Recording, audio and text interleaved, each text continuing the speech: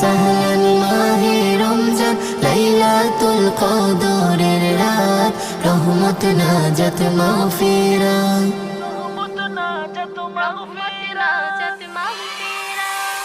اللهم بارك لنا في رجب وشعبان وبلغنا رمضان وبلغنا رمضان রমজানের প্রথম দশকে আল্লাহর রহমত নাজিল হয়, দ্বিতীয় দশে মহান আল্লাহ মাগফিরাতে মগ্ন হয়, গুনাহ মাফে মগ্ন হয়। রমজানের প্রথম দশকে আল্লাহর রহমত নাজিল হয়, দ্বিতীয় দশে মহান আল্লাহ মাগফিরাতে মগ্ন হয়, গুনাহ মাফে মগ্ন হয়। শেষ